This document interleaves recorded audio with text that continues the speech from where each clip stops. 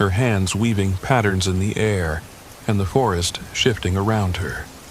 In the dream, I heard the sound of bones snapping underfoot. I woke with a gasp, covered in cold sweat, only to find it was still pitch black.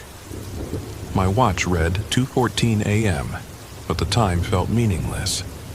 That was when I noticed Rex was gone. The flap of the tent was open, despite my having zipped it up. Panicked, I rushed outside with my flashlight. A soft drizzle had started, and the wind carried a keening whisper through the trees. I called Rex's name over and over, but the darkness swallowed my voice. I tried to keep calm, reminding myself that dogs sometimes wander. Still, dread crept up my spine like icy fingers. I stumbled through the undergrowth, scanning with my flashlight for any trace of him. 15 minutes felt like hours as I circled back to camp, heart pounding. I was about to set out again in a different direction when I saw a shape on the edge of the firelight. Rex stood there, silent and motionless. Relief surged through me until I got a good look at him. His body was stiff, and his eyes appeared glassy in the dim light. He looked at me like he didn't recognize me at all. "Rex?" I whispered, stepping closer. He tilted his head slowly, the movement mechanical. A shiver rippled down my arms. Something was off. His lips curled back, revealing his teeth, but it wasn't a snarl. It was more like a forced, eerie smile. His tail was stiff, not wagging. I tried to approach him, hands outstretched, murmuring his name to soothe him. Without warning, he let out a sharp bark and lunged at me, snapping just inches from my arm. I shouted, stumbling back. I'd had Rex since he was a puppy, and he had never once tried to bite me. Adrenaline surged as I realized I didn't recognize the expression on his face, if you could call it an expression. It was like looking at a dog wearing the mask of my dog. My flashlight flickered, and in that unstable light, his eyes seemed to reflect not just the beam, but an internal glow. Something about it was deeply unnatural. Rex backed away, then turned and padded off into the trees. The darkness swallowed him again. I called after him, my voice cracking, but it felt hopeless. I spent a sleepless hour searching, eventually returning to the tent, shaking with fear, tears burning in my eyes. Was he sick? Hurt? Or worse, was there something else at play? The memory of that old woman, Eloise, flashed in my mind. The land shifts when it wants. Best turn back while you can. Regret burned within me. I should have listened. Morning light brought no comfort. I found Rex lying near the extinguished fire pit, staring vacantly at the ashes. He didn't seem to acknowledge me at all. Every time I tried to pet him, he pulled away and bared his teeth, though in a strangely emotionless way. My gear was also in disarray. My sleeping bag was once again unzipped from the inside, and some of my food had spoiled overnight, moldy spots covering sealed packages. Strangest of all was the fact that the sun was higher than I expected. My watch read 8:05 a.m., but judging by the light, it looked more like midday. Time was slipping, and I couldn't account for it. Desperate to leave, I packed up quickly, pushing my equipment into my backpack, discarding the spoiled food. When I tried to take down the tent, I noticed odd symbols scrawled on the inside, almost invisible unless the angle of light was just right. They looked like the carvings I'd seen on the stump, spirals and twisted geometric shapes. My hands trembled, and I quickly tore the tent down, stuffing the cloth away to avoid looking at them further. And I started retracing my steps toward the trailhead, hoping I could rely on memory. A sense of urgency gnawed at me. Rex followed at a distance, never letting me get too close. My mind was a blur of worry for him and terror for the larger situation. As I continued, every turn felt wrong. The environment seemed to conspire against me. Trails looped back to unfamiliar clearings, and the creek was nowhere to be found. More unsettling, the forest seemed darker than it should have been for that time of day. It felt as though the trees were slowly closing in. Around midday, if it truly was midday, I heard a human scream echo from somewhere in the forest. It was a scream of sheer terror. My heart drummed in my ears. Torn between fear and the impulse to help, I broke into a run, crashing through the underbrush in the direction of the sound. Rex kept his distance, but followed, head low. After sprinting for what felt like ages, I emerged into a small clearing. In the center stood a woman in her 20s, her hair disheveled, her face etched with horror. Her name was Amanda, she managed to choke out, before collapsing into my arms. Her clothes were drenched, her body shaking uncontrollably. She whispered incoherently about her boyfriend, Daniel, who was supposedly with her on a camping trip. She kept saying, "He's gone. Oh God, he's gone." I tried to calm her, urging her to tell me what happened, but she was nearly hysterical. Slowly, her words formed a fractured explanation. They'd been camping not too far from here when they started hearing strange noises at night. Daniel left their tent to investigate and returned wrong. According to her, he was smiling too widely, blinking too little, forgetting their shared memories. Then, this morning, she found him kneeling by the creek. When he turned around, he wasn't Daniel anymore. She broke down, sobbing. My stomach lurched because her story mirrored my experience with Rex. Something was possessing the living, twisting them into grotesque caricatures. I helped her to her feet. She clung to me, terrified. I looked around for tracks and noticed a smear of blood on the grass. I prayed it wasn't Daniel's, or at least that he wasn't mortally injured. Before we could decide on a direction, Amanda let out a shriek, pointing behind me. I spun and saw a figure emerge from the trees. It was Daniel. At least, it had his face. His eyes were unnaturally wide, unblinking, his lips curved into that same forced grin. When Amanda called his name, he tilted his head but showed no recognition. That's when I saw the blood smeared across his fingers and noticed the ragged tear in his shirt, revealing patches of bruised skin.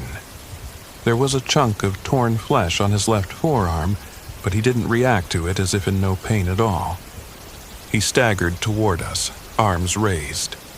Amanda began to sob harder, calling out to him. He made a soft, keening sound and lunged. Reacting on instinct, I pushed Amanda aside and wrestled Daniel to the ground. Despite his wounds, he had a strength that belied his frame.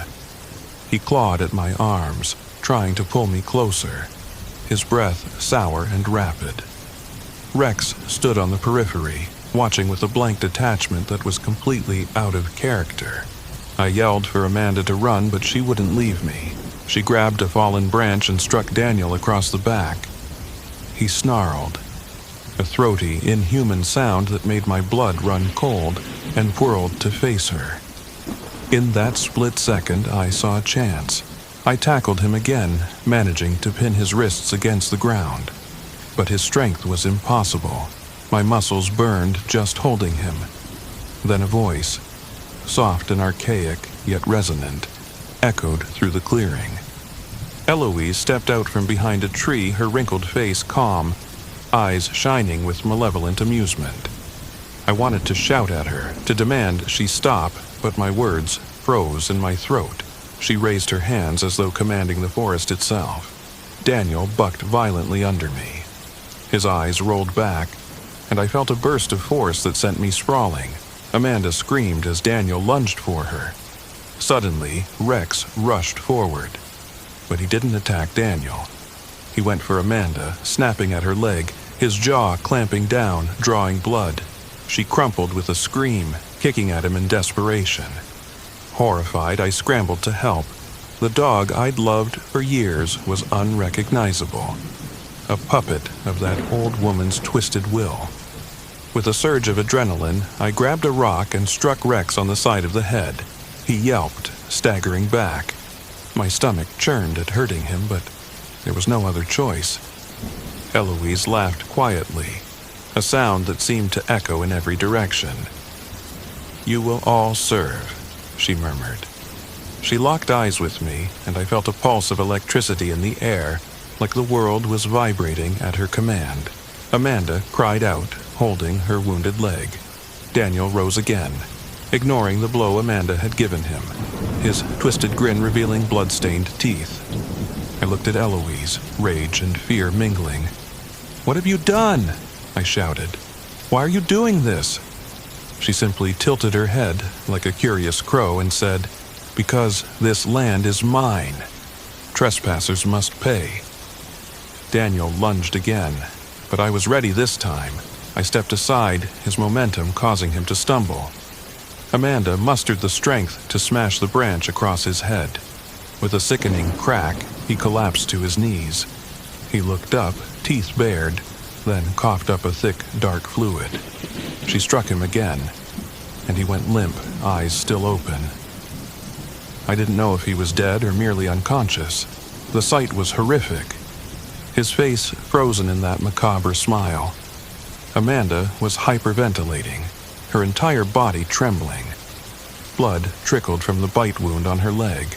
"We have to leave," she gasped, tears streaking her dirt-smeared cheeks. I nodded, my mind spinning. Eloise was still there, but she seemed content to watch us writhe in terror like a cat playing with a cornered mouse. I turned to see Rex approaching Amanda again, jaws parted. My heart broke in that moment. I knew I couldn't let him hurt her, and I couldn't let him suffer in this twisted state. I'd never held so much anger and despair at once. As he leapt, I swung the rock with every ounce of force in me. The impact connected with Rex's skull. He let out a pained yelp and collapsed, twitching. Tears blurred my vision as I dropped to my knees. He convulsed, then lay still, eyes half open. I'll never forget the sight of my best friend lying there, killed by my own hand. Eloise's laughter mocked my grief. Amanda was sobbing uncontrollably, struggling to stand. I knew we had to escape, though my soul felt shattered. I hoisted her up, and we limped away as fast as we could, leaving Daniel's prone form and Rex's body behind. Eloise did not pursue, though I heard her chanting in a language I didn't understand. The forest felt alive with her voice. Branches creaked and the wind howled, but somehow we put distance between us. For the next hour we stumbled through the trees, directionless and panicked. Amanda's leg bled heavily, and I worried about infection. She had a haunted look in her eyes, repeating in a whisper, "He wasn't Daniel anymore." I tried to console her, but words felt hollow. My own grief clawed at my insides. The sun sat low in the sky, or so it appeared. Yet, when I checked my watch, it claimed it was still morning. Time made no sense. We eventually found a small stream. I helped Amanda sit on a rock while I rinsed her wound. She winced, biting down on her lip. I tore strips from my shirt to bandage her. "We'll get out of here," I said, trying to sound confident, though I barely believed it myself. She nodded weakly, her eyes filled with gratitude and dread. Sometime later, minutes or hours I couldn't tell, we came across what looked like an old dirt path leading upward. With no better option, we followed it, hoping it might lead to a service road or another trail. As we climbed, the forest grew darker, even though logically it should have been midday. Anxiety knotted my stomach and I tried to stay alert, scanning the shadows for any sign of movement. We rounded a bend and found ourselves at the edge of a clearing, in front of a cabin.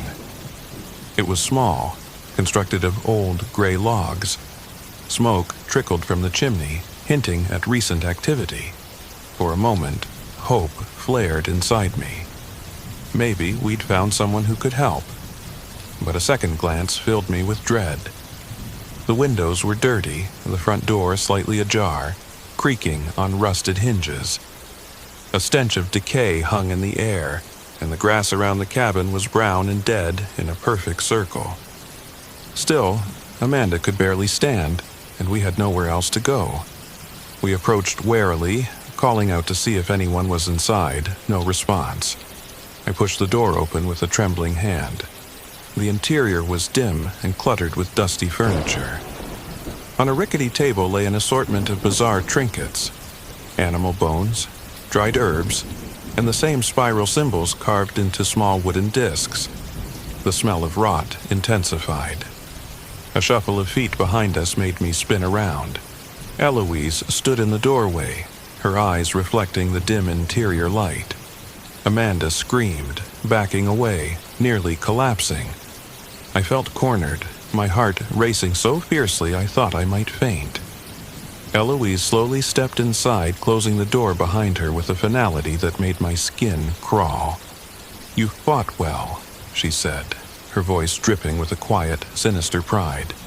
"Most do not last so long." She looked at Amanda, who clutched my arm, tears streaming down her face. "You both can still serve the land." There was a strange hunger in her eyes. "Get away from us," I snarled, my voice trembling. I groped around for a weapon, finding a rusted fireplace poker leaning against the wall. I brandished it, my hands shaking violently. Eloise laughed, the sound guttural and resonant.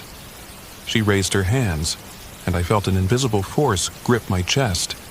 It was like hands squeezing my lungs. Gasping, I dropped to my knees, the poker clattering to the floor. Amanda tried to help me, but her wounded leg gave out and she fell. Eloise glided closer, murmuring something under her breath. My vision dimmed as I struggled to breathe. In desperation, I let out a hoarse cry and swung my arm upward, grabbing for the table behind me. My hand closed around one of the wooden discs carved with a spiral. Without thinking, I thrust it toward Eloise. She recoiled, hissing as if burned. The pressure on my chest eased. Amanda scrambled to the poker, and brandishing it with trembling determination, she drove it straight at Eloise's midsection. The old woman wasn't fast, but she moved with an unnatural fluidity. She twisted aside, but the poker still caught her shoulder. A shriek tore from her lips, shaking the cabin. The walls seemed to groan, as if in sympathy with her pain. Amber light flared around Eloise, flickering like flames. She collapsed against a chair, clutching the wound, black fluid seeping between her fingers. Seizing the opportunity, I staggered to my feet, ignoring the dizziness. I grabbed Amanda, pulling her up. She limped heavily, but adrenaline propelled us. We bolted for the door, yanking it open and plunging outside. The circle of dead grass felt spongy under our feet. The sky overhead roiled with dark clouds, though no rain fell. We ran, ignoring the pain in our bodies, ignoring the tears and snot on our faces. Behind us, I heard Eloise's shriek again, then a thunderous crack. We didn't dare look back. Branches slapped our faces as we tore through the woods. Everything blurred into a chaotic flight for survival. My lungs burned, each step a fresh agony. Amanda whimpered in pain, clinging to me. Then, miraculously, the trees thinned. I saw a patch of gravel, an old forest access road. We stumbled onto it, almost collapsing with relief. The sky's color shifted. A sickly, greenish hue spread across the clouds, though the day should have been bright. We made our way down the road, half expecting the forest to close in around us again. For the first time in what felt like days, though, we heard something human, the distant hum of an engine. Summoning our last reserves of strength, we moved toward the sound until a battered pickup truck came into view, parked by the roadside. A man in a flannel shirt stood by the open hood, cursing quietly as he fiddled with the engine. He jumped when he saw us, two bloodied, wild-eyed strangers. Amanda begged him for help, sobbing. I worried he might think us deranged, but one look at the panic on our faces and the gash on Amanda's leg convinced him we weren't joking. He helped Amanda into the truck's passenger seat. He was an older man, his name Leroy, and he lived in a rural cabin not too far away. He offered to drive us to the nearest hospital, but I insisted, just get us as far away from here as possible. The drive out of the forest felt surreal. The unpaved road jolted us with every bump. Amanda gripping my hand, eyes distant. My mind churned with the memory of Rex, of Daniel, of the unstoppable madness we'd witnessed. The old woman's laughter still echoed in my ears. I kept expecting her to appear in the rearview mirror, blood dripping from that wound Amanda inflicted. But she didn't. The forest receded behind us, silent, as if it had never tried to kill us. Leroy, sensing our trauma, mostly kept quiet, though he kept glancing at us with concern. Eventually, we hit a paved road, and civilization began to reassert itself. Scattered houses, then a small gas station. We pulled into the station's parking lot, and Leroy called an ambulance for Amanda. She was pale and shaking, the bite on her leg looking ugly. I stayed with her until the paramedics arrived. She clung to my hand, whispering thank you. I didn't feel like a savior. I felt hollow, haunted by guilt and grief. It was dusk by the time the medics took her away, leaving me on the curb outside the station. Leroy offered me a ride to the hospital, but I declined, mumbling something about needing a moment alone. I watched the ambulance's red lights vanish down the highway, a swirl of contradictory emotions gripping me. I'd escaped that cursed forest, but I didn't feel free. Eventually, I mustered the will to contact the local ranger station on the gas station's landline, since my phone was still dead. I told them about Daniel, about the possible homicide or missing person in the woods. I left out the supernatural details. I knew how it would sound. They promised to send a search party to investigate. Part of me wondered what they would find, just a rotted cabin, a twisted shape that might once have been Daniel, Rex's lifeless body, or perhaps nothing at all, the forest swallowing every bit of evidence, leaving only rumors behind. I spent the night in a cheap motel, dreamless, only because I was too exhausted to dream. The next morning, I woke to the sound of sirens in the distance. The local news carried a strange report. A search party had found no signs of a Daniel or an Amanda in distress, no sign of a violent altercation. They did, however, find an abandoned campsite with traces of blood. They asked for any witnesses to come forward. My blood ran cold. Had the forest already covered its tracks? I called the hospital, but they had no record of Amanda being admitted. The paramedics who had taken her seemed to vanish, or at least that's what the receptionist told me. My stomach knotted. My mind raced through possibilities. Had she given a fake name? Had something interfered with the records? Was I losing my grip on reality entirely? Yet I still had the bite mark on my arm from when Rex attacked. The bruises from Daniel's struggle. They were very real. Unable to stay in that town any longer, I packed up my car and left. Driving down the highway, I occasionally glanced at the passenger seat, expecting Rex to be there, wagging his tail. Each time I remembered he was gone, a fresh wave of grief hit me. I tried calling the number Leroy had scribbled on a napkin for me, but the automated voice told me the number was not in service. It felt as though everything from the moment I entered that forest had taken on a nightmarish quality, existing in a realm no one else believed in. I still don't understand it. My memory remains crystal clear, the horrors branded into my psyche. Sometimes I wake up in a cold sweat, the echo of Eloise's laughter in my ears. Other times, I dream of Amanda, alive but changed, wandering the forest with a vacant smile. I wonder if she truly escaped or if the forest claimed her in some twisted timeline I'm not privy to.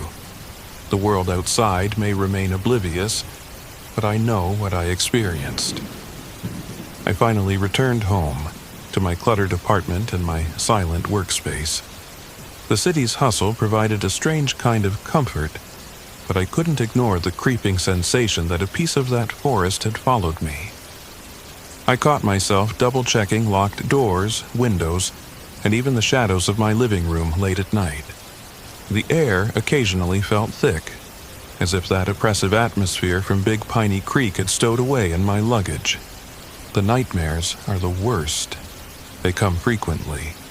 Dark visions of swirling trees, bones underfoot, and Rex snarling at me with that empty grin. I see Eloise's face looming, hear her chanting in that guttural language. Sometimes I'm back at the clearing, where Amanda is screaming. Daniel is contorted in a gruesome pose, and the trees are moving of their own accord. I've considered returning, explaining my story to the authorities in detail, but part of me knows how it would end. They'd dismiss me as a crackpot, or worse, they'd go investigate and never come back. The forest doesn't seem to like visitors. Even if I could find that cabin again, which I doubt given how the land shifted, I'm not sure I'd survive a second time. So I live with it, carrying the weight of that terror, that guilt, and those unanswerable questions. I've tried to rationalize it, to label it as mass hysteria or an elaborate trick of the mind. But in my quieter moments, when the city lights blur and I'm alone with my thoughts, I accept what happened. Something ancient and malevolent lives in those woods, and it took my dog, my peace of mind, and possibly the lives of others. Some nights, I wake up, convinced I can hear Rex's collar jangling in the hall, or sense the wet nose against my hand. I'll rush to the door, only to find nothing. And then I remember how his eyes glowed unnaturally, how my hand shook as I killed him. It's a memory that still makes me retch if I dwell on it too long. I'll never find closure for what happened in Big Piney Creek, nor am I sure I deserve it. All I know is I survived, and I carry the scars inside and out. Eloise may still be out there, or maybe I weakened her enough for her to fade into oblivion. I doubt that. If anything, I suspect she's waiting for her next trespasser, biding her time in the heart of the forest, whispering to the wind, warping the land to her will. Sometimes I can almost feel her gaze when I close my eyes, and in those moments, I'm certain that my story isn't over. It's just another piece in a puzzle older than the trees themselves. I don't know if I'll ever return to Big Piney Creek, but a part of me fears and knows that one day the forest might call me back, demanding a final reckoning. Until then, I live with the nightmares and the fleeting sense that time does not run straight anymore. Days feel longer, nights more oppressive. I'll glance at a clock and realize hours have passed when I swear it was only minutes. Perhaps that's the witch's parting gift, a perpetual reminder that the normal rules of the world aren't as unbreakable as we think. And so I tell my story here and now, not to warn you, though perhaps it might serve as a warning, but to release, if only for a moment, the terror that grips my heart. Because once you've glimpsed what lurks behind the veil of civilization, you can't unsee it. You can only carry it day by day, until it becomes a part of you, just as the twisted trees of Big Piney Creek are forever a part of me. I wish I could say I found peace, but the truth is, every time I close my eyes, I'm back in that forest, running through shifting trails, my dog possessed, a friend by my side, a horrifying figure chanting in the shadows. Every time I dream, I'm reminded that some places do not belong to us, and they never did. We walk into them thinking we're explorers, but we're only prey. That's why I tell myself, I survived once.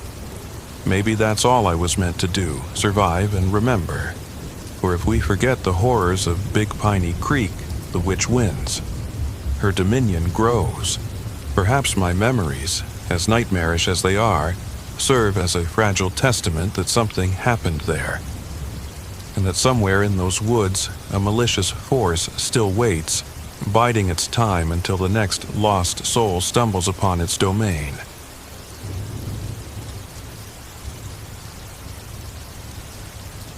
My name is Ethan Parker. I'm 32 years old, and what I'm about to tell you happened in November of 2024. If you're reading this, you might think you know something about fear, about the shadows that stretch across lonely roads or the unexplainable bumps in the night. I thought I did too. Now, I'm not so certain of anything. All I can do is share my story of what occurred on Bell Mountain in the Mark Twain National Forest. It haunts me every time I close my eyes. I decided to go camping at Bell Mountain because I needed to find a place where I could hear myself think. I'd just gone through a tough breakup with a woman I thought I'd marry. We'd been together for 4 years, our lives so entwined that, when it fell apart, I felt like a stranger in my own skin. My job as a freelance graphic designer had slowed down, giving me too many empty hours to brood. I told myself that a solitary hike in the crisp autumn air, far away from the city, would be the perfect remedy.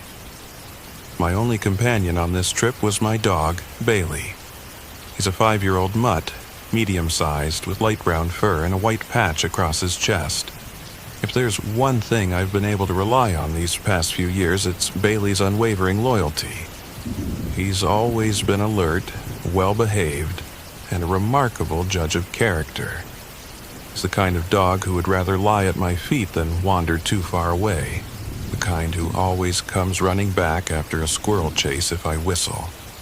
Little did I know how much I'd come to regret taking him along. Or maybe I'd regret going out there at all. It was late November, and the days were already shorter. The forest smelled of wet leaves, and the air had a biting chill, but it felt alive in a way I found soothing. Bell Mountain is one of the more secluded parts of the Mark Twain National Forest. It's not as large or famous as some other hiking spots, which is exactly why I chose it. The fewer people around, the better, I thought. That first day, I parked my truck at the foot of an old trail that had probably seen better days. Signage was scarce, but I had a paper map, a rechargeable GPS device, and my phone. I wore a sturdy pair of boots, layers of warm clothes, and carried a well-packed hiking backpack filled with non-perishable food, water, a small gas stove, my sleeping bag, and a 2-person tent. Bailey's tail wagged in excitement as soon as he leapt out of the truck, and it brought a smile to my face. The hike up was serene. The sun shone through the bare branches, painting the carpet of fallen leaves with shifting shadows. I kept close track of my map, noticing that the elevation rose steadily, but it wasn't too hard going. Bailey trotted ahead, sniffing at tree trunks and occasionally chasing a rustle in the leaves, only to come right back at my call. I reached a spot around midday where I decided to set up camp. I was a little more than halfway up the mountain. There was a clearing bordered by a ring of towering oak trees, with the remnants of an old fire pit made from piled stones. The forest floor was soft with pine needles and leaves, and from that vantage, I could just make out the distant horizon through the branches. It felt isolated, perfect for my needs. That afternoon, I pitched my tent in the clearing. The sun was already lowering, painting the sky an orange haze that bled into red at the edges. As I set about collecting wood for a campfire, Bailey pranced along, seemingly in love with the whole scene.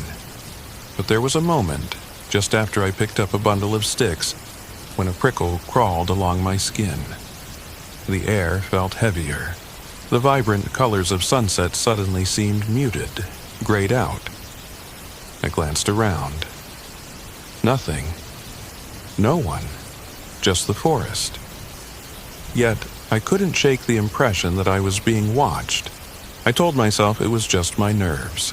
Maybe stress from the breakup, or simply the disorientation of being alone in a large wilderness for the first time in ages. I let out a long breath and returned to camp. By the time I finished building a small teepee of dry branches in the fire pit, dusk had arrived in full. The sun had vanished, and the temperature dropped noticeably. I layered on a jacket, struck a match, and set the wood ablaze. The flames started with little effort at first. I fed the flickering tongues with more kindling, but after a few minutes the fire went out as if smothered by an invisible hand. Frowning, I tried again, rearranging the wood, ensuring I had enough tinder. A small flame caught and then, without warning, died again. It made no sense. My materials were dry, and there wasn't much wind. Eventually, on the fourth try, I managed to keep a weak fire going, though every so often it would sputter and threaten to die. When I added a larger log, the flames flickered a deep blue for a heartbeat before returning to normal. That trick of color made me blink. Maybe the wood was damp. Maybe there was some chemical in there. I shrugged it off and said nothing, but Bailey seemed agitated, pacing around the perimeter of our campsite with his ears flattened. Night in a forest can be beautiful, but it can also be unsettling. Sounds carry differently in the dark. Sticks snap like bones, branches groan like they have voices. Sometime after I cooked a small dinner of soup and beans, I noticed Bailey staring into the trees, fixated on something I couldn't see. It was pitch dark beyond the glow of the campfire, and my dog's quiet growl made the hair on my arms stand on end. I shone my flashlight into the woods, half expecting to see a raccoon or a deer. There was nothing. Hours passed like that. My phone had no service, and my GPS device kept failing to pinpoint my location. It showed my position as bouncing between multiple spots, some miles apart. I didn't mind too much. This was part of the reason I'd come, after all, to unplug and be free of the digital tether. Yet, the glitching device was strange. I fiddled with it until I realized the battery was draining unreasonably fast. By midnight, it was dead. As the fire reduced to embers, I felt an almost claustrophobic sense of darkness encroaching. I told Bailey it was time for bed, crawled into my tent, and zipped it up. My sleeping bag was warm, but I struggled to fall asleep. The stillness outside was occasionally broken by distant snapping twigs, like footsteps. Twice, I unzipped the tent and peered out with my flashlight. No wind, no visible wildlife. Bailey, curled up at my feet, kept letting out low rumbles in his throat. It took me another hour to doze off. I woke sometime before dawn to a rustling noise. I half opened my eyes, heart pounding. The tent felt colder than it should have. Bailey wasn't in the tent. Instantly wide awake, I grabbed my flashlight and unzipped the flap. A frigid breeze hit my face. The sky was still dark, though there might have been a faint gray light behind the treetops. My dog was nowhere in sight. I emerged from the tent calling, "Bailey, Bailey, come!" My breath puffed out in white clouds. The remains of the fire were barely a glow of orange coals. I circled the clearing. No dog. The more I called, the louder my voice seemed to echo, bouncing back off the forest with a mocking emptiness. The only thing that answered me was the wind through the branches. Eventually, I noticed the tent zipper was undone from the inside, as though Bailey had somehow pawed it open. But why would he leave? He never wandered off on his own, not like that. Searching the perimeter, I found no tracks. The carpet of leaves was too thick. I ventured deeper into the woods, shining my flashlight at every bush and tree trunk, dread coiling in my gut. The forest at that pre-dawn hour felt surreal, like I'd stumbled into a dream or a nightmare. After at least an hour of circling with no sign of Bailey, a chill set into my bones that was more than just the cold. A faint sunrise glimmered through the leafless branches. I was about to make a broader sweep when a fleeting, distant yelp echoed from somewhere higher up the slope. My ears perked.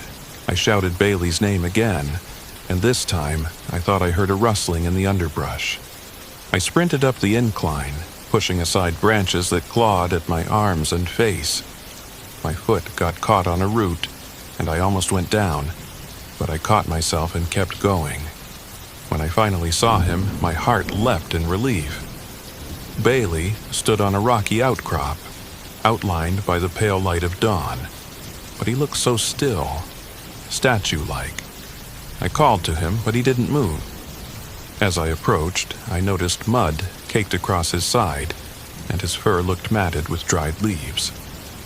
When I reached him, he turned his head slowly, almost mechanically. It wasn't normal. Usually he'd come bounding up, tail wagging. This time he just stared. I swear his eyes looked different. They had a dull sheen, like he wasn't entirely seeing me, or like he was seeing me but didn't recognize me. "Bailey?" I said, stepping closer. He lowered his head, emitting a deep, resonant growl. My blood ran cold. Bailey never growled at me, never. I raised both hands, murmuring softly, "Easy, boy, it's me." Then, as abruptly as it started, the growling ceased. He looked away, blinked a few times, and then whimpered, walking unsteadily to me with a slight limp. I knelt and felt him over. No cuts or broken bones that I could see, though the fur on his shoulders was damp, almost sticky, like he'd been in contact with something I couldn't identify. A metallic smell lingered. My first thought was blood, but I couldn't see any open wounds. I coaxed him back to camp, my arms trembling with adrenaline and relief. I told myself that maybe he'd gotten lost, tangled in a briar patch, or chased after a deer in the night. But deep down, a sense of wrongness festered. Dogs don't just vanish without a single bark or sign of distress, and then return changed.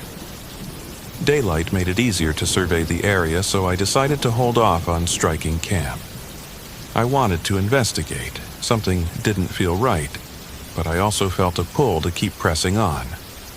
Part of me believed that if I just kept hiking, if I just got to the top of Bell Mountain, maybe I'd find some vantage point or sense of peace I'd come here for. It was a foolish thought, in retrospect, but it's what I did. Before leaving, I rechecked my supplies. That's when I discovered another mystery. My small cooler with sealed packages of jerky and some pre-cooked meals had an odd, fuzzy growth on everything, like mold or fungus that shouldn't appear in a single night. The water bottles, previously clear, had a slimy film around the insides. My canteen had a sour smell, and my bag of trail mix, which had been unopened, was filled with shriveled lumps instead of nuts and dried fruit. Every bit of food looked spoiled. My stomach churned in disgust. These were items sealed with preservatives, supposedly safe for months. How could they rot or mold in a single night? Cursing under my breath, I discarded the ruined food, clinging to what was left in sealed cans. I rationalized that perhaps the cooler had leaked and something contaminated the food, though that did nothing to explain why my originally sealed bag of trail mix was compromised. My phone battery had drained to zero as well. I couldn't even turn it on. The GPS device was also useless. Its battery somehow dead, even though I'd charged it the day before leaving. Against my better judgment, I hefted my backpack and continued deeper into the forest, leading Bailey on a loose leash. The dog walked behind me, uncharacteristically subdued. The day felt unnaturally quiet. Even the usual sounds of birds, squirrels, or wind rustling leaves seemed dulled. I told myself it was my imagination, but that didn't stop the hairs on the back of my neck from standing up every time a branch snapped underfoot. About midday, I stumbled upon a peculiar sight. An old, dilapidated cabin perched in a clearing I could have sworn wasn't on my map. Its roof sagged, moss clung to the walls, and the windows were broken. I'd read that there were a few old homesteads in the area, some from the 1800s, so maybe this was one of them. The thought of seeing a piece of history piqued my curiosity, but something about it set my teeth on edge. My heart drummed in my chest as I approached. Bailey's ears were laid flat, and his entire body trembled like he wanted to bolt. Still, I was hungry, and part of me hoped maybe there'd be a spot inside to rest or some sign of where I might get help if my supplies failed. As I drew near, I heard something whisper my name, so faint that if the forest hadn't been so eerily quiet, I'd have missed it. I froze. "Hello?" I called. My voice echoed. Bailey let out a whining sound. I scanned the surroundings, no one. The door to the cabin stood ajar. Its hinges squealed as I nudged it open, peering into the dim interior. Dust motes swirled in the gloom. A rotted table and 2 chairs sat in the center, their surfaces covered in a thick layer of grime. A broken lantern lay on the floor. I drew a shaky breath and stepped inside, shining my flashlight over the walls. Carvings. Names, dates, strange symbols, all scratched into the wood. Some of them looked old, half worn away. Others looked fresh, the wood splintered and raw. The flashlight caught on a name, Lydia Harper, 1892. My stomach knotted at the sight. Underneath that name, in a different script, were the words, "Still here." "Ethan?" A voice, clear as day, came from behind me. I spun around, nearly dropping my flashlight. No one.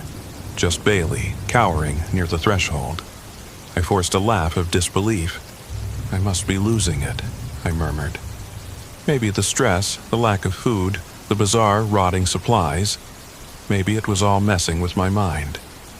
As I stepped toward the door, I caught a glimpse of movement in the corner of my vision. A fleeting silhouette of a woman, wearing a dark dress. I turned my flashlight on the spot, but there was only a cracked wall. My breathing quickened and I decided I'd had enough. This place was messing with me. I hurried outside, not even bothering to close the door behind me. Bailey followed, tail tucked. We continued uphill, but as the afternoon wore on, my sense of direction became tangled. Trails that should have led west, according to my compass, seemed to meander in circles. The map didn't match the terrain. At one point, I came upon the same old oak tree with a lightning-scarred trunk at least 3 times, though I was certain I'd walked in a straight line. The sun sank behind the mountain ridge, and I grew anxious about finding a suitable spot to make camp again. Finally, in near darkness, I found a clearing. Except to my horror, it was the same clearing where I'd pitched my tent the previous night. It made no sense. I'd hiked a good distance, over rough terrain, uphill. But there was my old fire pit, the tent footprints in the ground, the scattered ash. I stared, disbelieving, my heart pounding. Time seemed to slip in these woods, or maybe space did. Bailey whimpered, lying down as though exhausted beyond measure. I set up camp in that same spot, too drained to argue with reality any longer. At least, I was somewhat familiar with it. I ate what little canned food I had left, beans mostly, and tried to feed Bailey, but he showed no interest in food. Instead, he sat watching me with a vacant stare, his mouth slightly open, almost like he was smiling, though it never reached his eyes. Night fell, and the air turned frigid. I struggled with another fire, cursing as it sputtered. Eventually it caught, but the flames looked odd again, flickering in strange colors at times. I remember at one point the flames shuddered and turned a pale green before snapping back to normal. I looked around, half expecting to see a figure looming in the shadows. As the night deepened, exhaustion overcame me, and I retreated to the tent. Bailey followed, but not in his usual manner. His steps felt unnatural, like he was being puppeteered. I pushed the tent flap aside for him, and he crawled in, curling up at the far corner rather than settling by my feet. Something about it sent a wave of loneliness and fear through me. I told myself we both just needed rest. I drifted into a fitful slumber, haunted by dreams of an old cabin and a woman whispering my name. In my dreams, she stood in the corner, face hidden by a veil of hair, and she repeated softly, "Come here, come here," as though trying to guide me. I felt compelled to follow, but dread pinned me in place. I'd wake up gasping, my heart hammering, only to see the tent shrouded in darkness and Bailey's unblinking eyes fixed on me. At some point, I must have slept because I woke to find the tent open again, the zipper undone from the inside. Cold air swept in, making me shiver. My sleeping bag was empty. Bailey was gone. Immediately, I panicked. "Not again," I muttered, grabbing my flashlight. I staggered outside. The forest lay under a moonlit glow. The campfire was a pile of white ash. I yelled for Bailey, my voice echoing through the stillness. No reply. Then came a howl so gut-wrenching I almost dropped to my knees in fear. It was Bailey's voice, but twisted, like he was in agony. I sprinted toward the sound, ignoring the branches that clawed at my face. The howling led me deeper into the woods, off-trail. A quarter moon hung overhead, providing faint light. My flashlight beam danced across tree trunks and piles of leaves. I tripped, slamming hard onto my shoulder, but I pushed myself up and kept going until I found Bailey. He was hunched over near a fallen log, whimpering, his body convulsing. I knelt beside him, tears welling in my eyes. "Hey, buddy." "Talk to me," I whispered. "Bailey." He jerked his head up, lips curling back in a snarl. The next moment, he lunged. His teeth snapped at my forearm, and I barely managed to pull away. Shock paralyzed me. Bailey never attacked me. As I scrambled back, he advanced, saliva dripping from his jaws. His eyes looked glazed, almost like a white film was over them. My chest tightened with horror. This wasn't my dog. Or if it was, something else was controlling him. In a moment of desperate courage, I called his name louder, holding out a hand. "Bailey, it's me, Ethan. I'm not going to hurt you." He froze, trembling, like there was an internal battle. I saw recognition flicker in his eyes, but it vanished as his body convulsed again. His muzzle twisted into an expression I can only describe as unnatural delight. His mouth stretched wider than I thought possible, like an eerie grin. A choked whine escaped him, then a guttural bark as he leapt forward. I thrust my arm up to shield myself, wincing at the pain as his jaws latched on, teeth piercing through my jacket and into my flesh. Agony shot up my arm. "Bailey, stop!" I yelled, tears burning in my eyes. He growled, shaking his head, ripping my sleeve. Desperate, I reached for a fallen branch. I didn't want to hurt him, but I had no choice. I swung the branch, striking his side. He yelped, releasing my arm, giving me a moment to scramble backward. Then, suddenly, Bailey cocked his head. His expression shifted as if something snapped inside him, and he let out a pained whimper, slumping to the ground. I crouched at a cautious distance, blood trickling down my forearm, adrenaline screaming through my veins. My dog lay there, panting, eyes rolling in his skull. I reached toward him, not wanting to believe I needed to defend myself from him. When my fingertips brushed his fur, he flinched and let out a low growl, but he didn't attack. Confusion warred in my mind. Was Bailey rabid? Possessed by something? None of it made sense. I tried to carry him back to camp, but he was too heavy, struggling every time I grabbed him. Each time he struggled, I worried he'd attack again. After a few minutes, I gave up and just sat near him, pressing a bandana to my wounded arm to stop the bleeding. The forest was silent except for Bailey's ragged breathing. That was when I heard a voice, a woman's voice.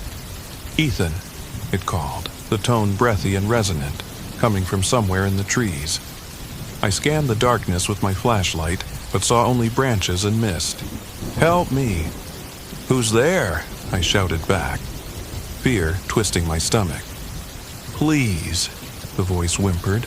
"I'm lost. Help." I hesitated. Every rational part of me screamed it was a trap or a trick, but a flicker of compassion or maybe curiosity took hold. Could there be someone else out here hurt?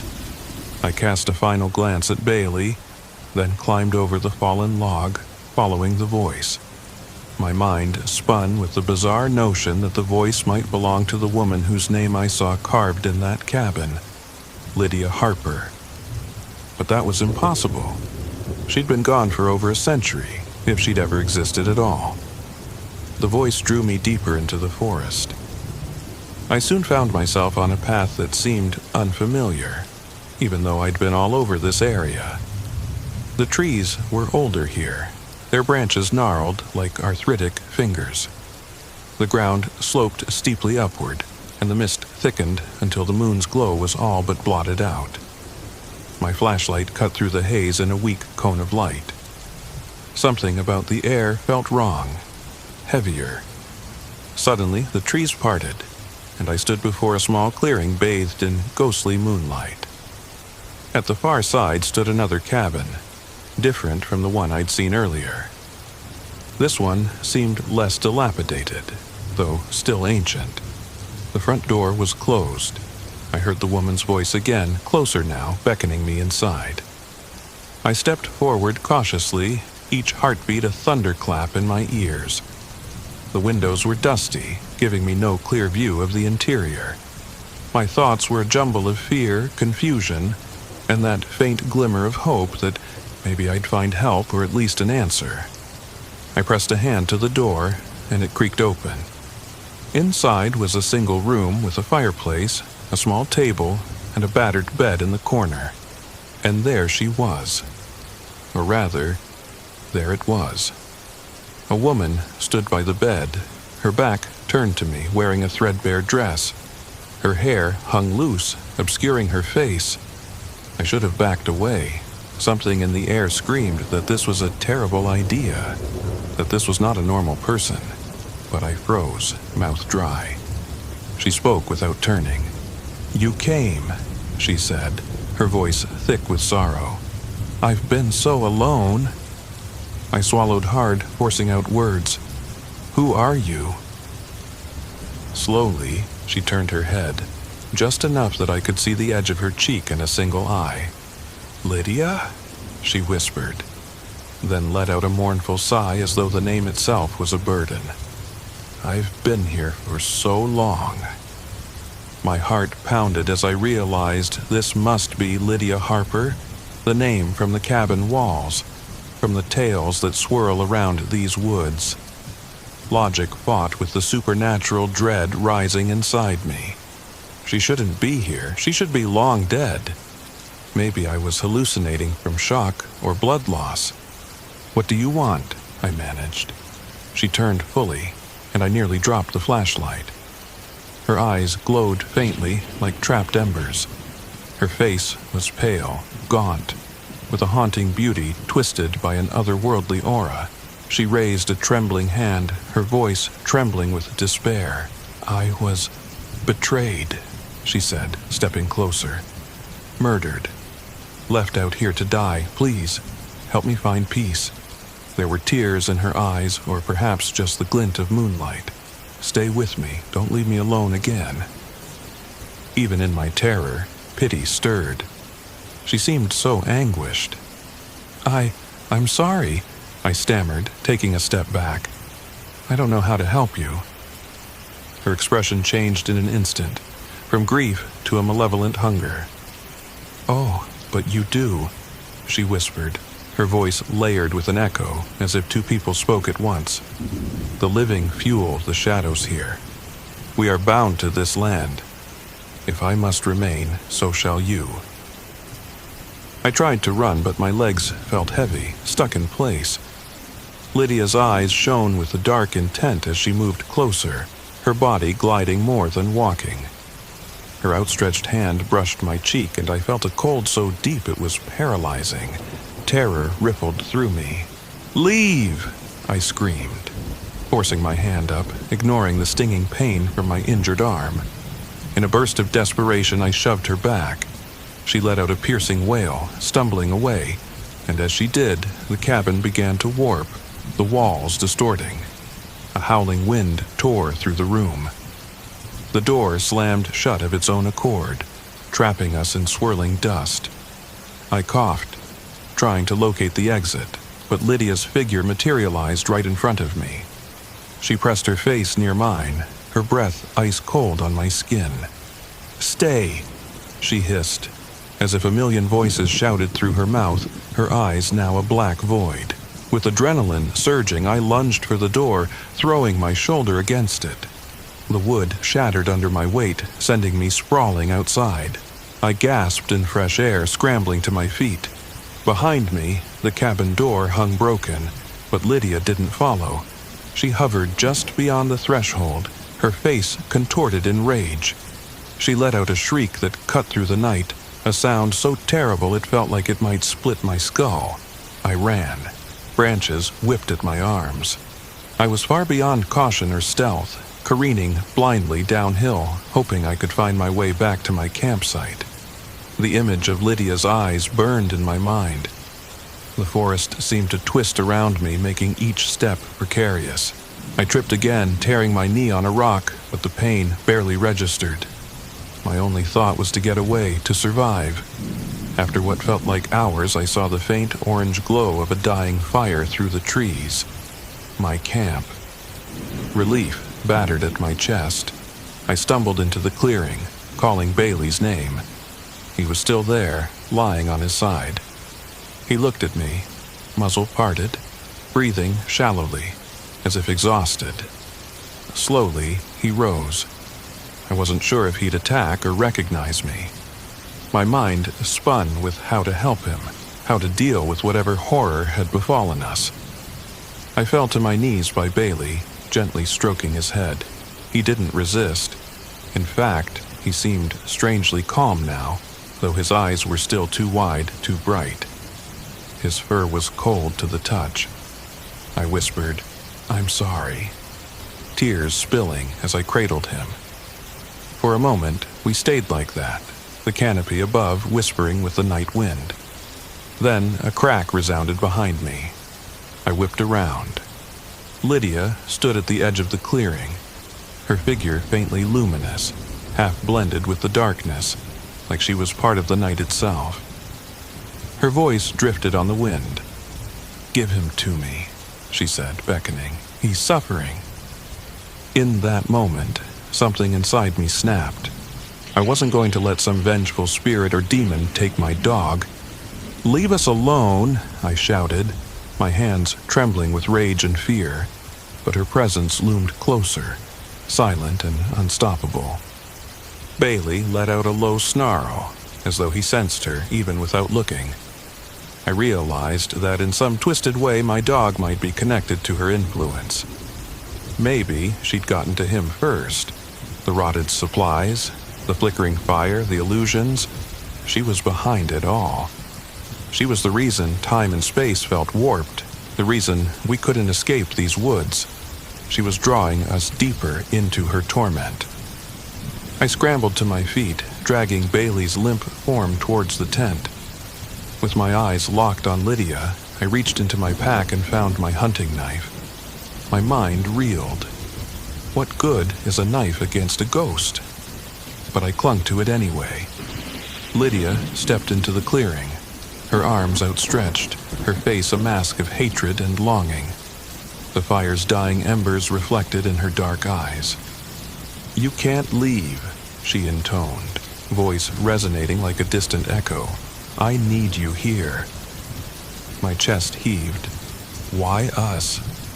"Because you listened," she said, stepping closer. "You cared enough to come, and now you belong here. This land will hold you just like it holds me." A twisted smile formed on her pale lips. "I wanted peace, but peace never came. So I take what I can. Your fear, your life, your dog. At her last words, Bailey let out a horrifying sound. A mixture of whimper and growl, like something inside him was tearing him apart. He convulsed, then went rigid, and when he lifted his head to look at me, it wasn't Bailey's gentle gaze. It was a cold, savage stare. He lunged. I raised my wounded arm, barely avoiding his teeth. Terror strangled my voice. "Bailey, no!" But there was no recognition. He tore at my shirt, dragging me off balance. The knife fell from my grip, landing a foot away. As I wrestled with my dog, Lydia circled us with measured steps, humming a tuneless melody that made my skin crawl. I managed to twist free, adrenaline lending me strength. I scrambled for the knife, seized it, and swung blindly at Bailey. The blade nicked his shoulder. He howled, recoiling. Part of me shattered at hurting him, but if I didn't, he would rip me to shreds. Lydia's laughter rang out, and she glided closer, raising her hands as if conducting a gruesome orchestra of violence. Time fractured. The flickering embers cast swirling shadows across the clearing. My breath came in ragged gulps. Bailey attacked again, fangs snapping at my throat. I jammed the knife upward. The tip slid into his side and he yelped, twisting away. Hot tears streamed down my face. This was unthinkable. Then I realized I needed to do something to break whatever hold she had on him. Clenching the knife, I lunged at Lydia. I didn't know if I'd pass through her like smoke or if I'd face some monstrous force. She moved impossibly fast, swirling aside so my knife slashed through empty air. But the moment the blade passed where she'd been, she let out a piercing shriek, like a gale of wind that rattled the branches overhead. Her image flickered. Bailey collapsed, whining softly, as though the link between them had weakened. I pressed the advantage, stumbling toward Lydia again. She hissed, eyes wild with hatred. This time, she reached out, grabbing my wrist. Her touch burned like dry ice. Pain and cold shot up my arm, and I almost dropped the knife. I felt my strength ebbing, my vision dimming. Memories flashed before me. My childhood, my ex-girlfriend, the day I adopted Bailey. It was as if Lydia siphoned my life away. Summoning everything I had, I wrenched my wrist free and slashed across her torso. She shrieked again, stumbling back. Her form wavered, parts of her turning translucent, losing definition. The shriek rose to a fever pitch, then cut off suddenly as she dissipated, sinking into the shadows. Like an echo, her voice lingered in the air. "You can't break the curse. You are mine. Mine." And then silence. I stood there, sweat dripping from my brow, shivering despite the heat coursing through my veins. Bailey lay nearby, whimpering. I knelt at his side, ignoring the stabbing pain in my arm. My dog's body was cold, but his breathing was steady, if shallow. Tears blurred my vision as I stroked his fur. "It's okay," I whispered, though I had no idea if it was true. My watch read past midnight, but I couldn't be sure if it was accurate. Time felt meaningless in that place. I considered building another fire, but there was no time, and I doubted it would last. Lydia might reappear, and there was no guarantee I'd fend her off again. We had to leave. Even if I had no clue which direction led out, I had to try. I quickly gathered what wasn't ruined from my supplies, mostly just a few cans, my first aid kit, and the flashlight. Then I helped Bailey stand, supporting his weight. He limped painfully, but he wasn't attacking. We set off downhill, or what I hoped was downhill. I used the moon and the slope to orient myself. Every step felt like I was swimming against a current of dread. Time lost all meaning. We walked for what seemed like hours, picking our way through tangled undergrowth. Occasionally, I'd hear Lydia's voice drifting through the trees, but I refused to stop, refusing to give in to that fearful paralysis. If the forest path looped us back to the same clearing again, I didn't know what I'd do. Desperation was my only fuel, overshadowing hunger and fatigue. Somewhere in the night, Bailey collapsed. He wouldn't move, whimpering in pain. My heart sank. I couldn't carry him far. He was too heavy and I was too weak. I cradled his head in my lap. My arm was throbbing where he'd bitten me. Blood dried onto my torn sleeve. I tried cleaning it with some water and bandaging it. The pain kept me conscious, a burning anchor in my flesh. Then, in the dim glow of the moon, I saw a path, a real path, one with footprints in the mud. Human footprints. I wasn't sure if it was a hiking trail or a deer track, but it was something. Renewed hope surged in me. I coaxed Bailey to stand, half dragging him as we followed the trail. Dawn broke slowly, the sky growing lighter in increments so subtle I barely noticed until I realized I could see the forest without the flashlight. The path led us to a rocky slope, and through the thinning trees, I glimpsed the outline of a road far below. A road. Civilization. I almost cried with joy. We pressed on, stumbling and sliding down loose gravel, until finally we reached an old 2-lane highway. The asphalt was cracked, but it was the most beautiful sight I'd ever seen. I hardly cared which direction led to my truck. I just wanted away from those cursed woods. Not far along the roadside, I heard the rumble of an engine. An old green pickup truck appeared around a bend. I flagged it down, heart pounding in relief. The driver was an older man, maybe in his late 50s, with weathered skin and kind eyes. "Holy hell," he muttered, seeing our condition. "You both look like you've been through it." I didn't even try to explain. I just mumbled something about a camping accident, needing to get to a phone. He helped us into the bed of the truck. Bailey collapsed onto the metal floor, and I stroked his fur, whispering that it was over. We were safe, but my mind churned. Would we really be safe? Lydia's final words echoed in my ears. "You can't break the curse. You are mine." I ended up in a small emergency clinic in a nearby town. They patched up my arm, gave Bailey a cursory examination, though they couldn't quite figure out his condition. He started to recover physically after a few days, though it was slow going. Meanwhile, I answered questions from local rangers about what had happened. I gave them a vague story of getting lost, suffering animal bites. I'm certain they suspected I wasn't telling them everything. I didn't care, I just wanted to never set foot in those woods again. Weeks passed. I tried to move on, but every so often, I'd wake up in a cold sweat, sure I heard Lydia's voice outside my window.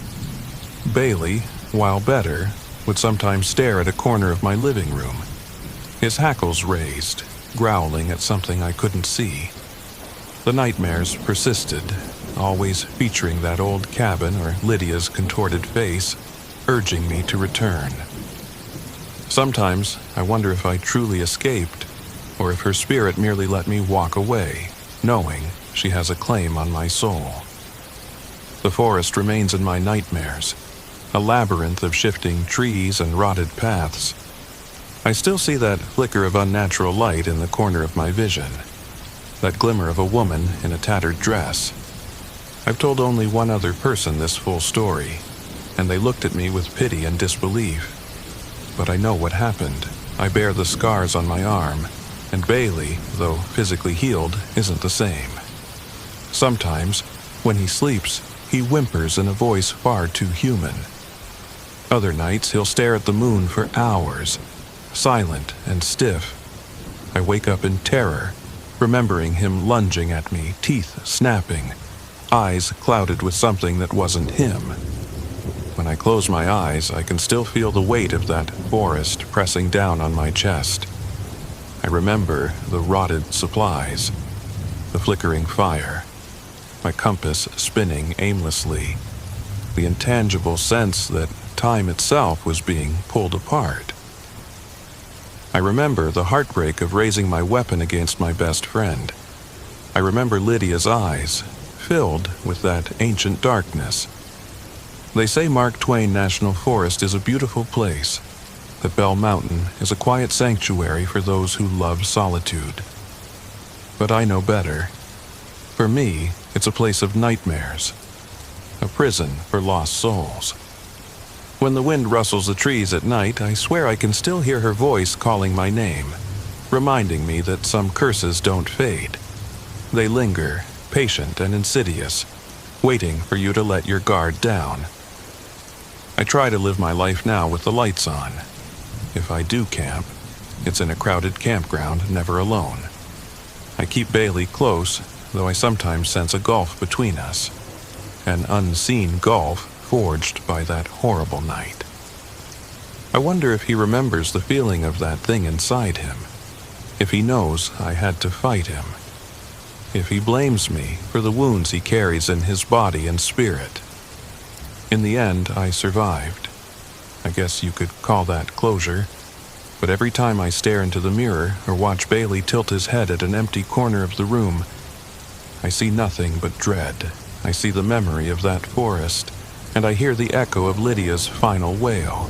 Survival isn't always salvation. Sometimes it's just another way of being haunted. So, that's my story. That's what happened in November of 2024 when I, Ethan Parker, age 32, went camping on Bell Mountain in the Mark Twain National Forest. I'm telling you this in the faint hope that if you ever find yourself alone, out there where the trees grow thick and the paths twist in impossible ways, you'll think twice before you ignore the uneasy feeling in your gut. You'll remember how illusions can masquerade as lost souls, how fear can turn your own best friend against you, and how the boundaries of time and space might fray when faced with an ancient malevolence clinging to the land. If you do go, and I pray you don't, keep moving. Keep your loved ones close, and never look a lonely spirit in the eye. Some doors, once opened, can never truly be shut.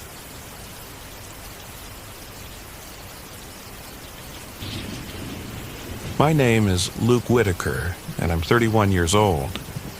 This happened in October of 2022, deep in the Ozark Mountains of Missouri. I've spent the better part of my adult life searching for solitude in wild places, but I never served in the military or anything like that. I was just a restless guy, someone who grew tired of the city noise and the humdrum routine. I thought I'd seen enough of the world to handle myself in rough situations. As it turned out, I was wrong.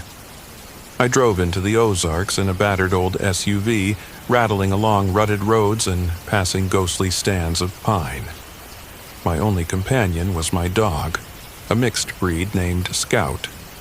She'd been my faithful sidekick for 2 years, always eager for the next adventure. I had lofty plans, to hike some of the lesser-known trails, photograph hidden water sources, maybe camp near an old creek bed for a few days while I worked on a freelance article about the secluded wonders of Missouri. The first few days were blissful, even if the weather was less than perfect. The air was cool and damp, and an early autumn mist spread between the trees like a heavy curtain every morning. I found a place far from any main road, so remote that my cell phone registered only a single bar of coverage, and sometimes not even that. The forest floor was all pine needles and decaying leaves. My campsite was a small clearing surrounded by towering oaks draped in moss, and if I angled my tent flap just right, I had a partial view of the rolling hills. On my second night, a wind kicked up, carrying the scent of wet earth and pine sap. Scout slept curled at my feet, her ears twitching at every snapping twig. Normally, she was restless in new environments, but on this trip, she seemed extra vigilant. Twice that night, she rose and padded outside the tent to sniff around, returning with her fur bristling along the spine. I wondered if there were deer or black bears nearby. The Ozarks had a decent population of them, and I'd read enough cautionary tales to keep my food packed up in the car. But something about her behavior rattled me. It was as if the forest itself were breathing, alive and aware of our presence. By day 3, the oddities began. My phone, which had been charging off a portable battery, went dead despite being at 70% that morning. I wrote it off as me forgetting to turn the phone off, or maybe a faulty battery. Then the GPS unit I used, an older handheld model, started glitching. I'd see my location dancing around erratically, like I was teleporting from one ridge to another within minutes. Maps I brought suddenly felt off. The lines that should have guided me through known paths didn't match what I was seeing in front of me. Everything was askew. I tried to backtrack, trusting my sense of direction, but the trees looked the same. The land loops seemed reversed. It was like being caught in a maze I should have recognized, but didn't. In the evenings, the campfire was stubborn. I'd used good tinder, dry pine needles and kindling, but the flames insisted on burning low, never fully catching. Sometimes the fire would gutter out without explanation. Other times it gave off a thin bluish flame at the edges. At first, I blamed damp wood, but the logs were definitely dry. Scout watched me with anxious eyes, shifting her weight from one side to the other, like she knew something I didn't. Then, on the 4th night, everything changed. I was hunched over, coaxing the fire to life, when I heard a branch crack just beyond the tree line. Startled, I looked up. Scout's ears perked. She gave a small, uncertain whine. The snapping of twigs got louder, closer. My heart hammered. I stood, searching the dark. A man stepped into the clearing, lantern in hand. He looked to be in his early 40s, tall, lean, and water dripping from a hooded jacket. When I finally saw his face in the flickering light, he had a disarming smile beneath dark, neatly trimmed facial hair. "Sorry to bother you," he said. "I'm lost. Got turned around when the sun went down." He introduced himself as Damien Darnell. Right away, there was something about him that made me uneasy, but I suppressed my discomfort. In the wilderness, refusing a fellow traveler is a good way to create enemies. I offered him a seat by the fire, which was stubbornly flickering but provided at least some warmth. He nodded his thanks. Up close, I noticed how sharp his features were, like the planes of his face were cut from stone. His voice had a quiet, mesmerizing quality. He said he'd been hiking in the area, but a sudden storm caused him to lose his trail markers. We talked for a while, and though my nerves were on edge, I tried to be courteous. Damien mentioned that he knew of a small hunting cabin some miles away, an uncharted, out-of-the-way place. He offered to guide me there if I was looking for a more comfortable spot to camp. I politely declined. Something about the way he spoke made the hair on the back of my neck stand up, and Scout seemed to share my concern, never leaving my side. That night, after Damien retired to a spot beneath a tree, I tried to get some sleep. My mind, however, buzzed like a hornet's nest. The shape of Damien's silhouette against the dying fire felt too perfect, like he was a painting placed in my field of vision. I must have dozed off at some point, because I jolted awake to find him standing right outside my tent, looking in with an unreadable expression on his face. "Everything all right?" I mumbled, half asleep but afraid. Damien offered a serene smile. "Couldn't sleep. Thought I heard something, an animal maybe." Scout bristled, and I pulled the zipper up to block him out. He lingered there, just breathing, before I heard his footsteps finally recede. Morning brought no relief. The sunrise was an angry red behind the mountains, and it seemed too early or too late. I couldn't tell. My watch, which I'd always been able to trust, claimed it was 10 a.m., but the sky looked like dawn. Even the shadows under the trees felt stretched, elongated in ways that defied normal geometry. Scout was acting jumpy. She'd bark at random intervals, hackles raised, as if something unseen crept between the oaks. Damien asked if I'd reconsider heading to the cabin. He insisted it would provide a stable roof in case of more rain. I refused, stating my plan was to remain in the clearing a bit longer, maybe do some photography. He shrugged, that same placid smile never leaving his face. Without a word, he walked off into the woods. I figured that was the last I'd see of him, but I was wrong. For the next 2 days, my situation devolved. My phone never recovered from its battery failure, and the GPS unit now displayed nonsensical data.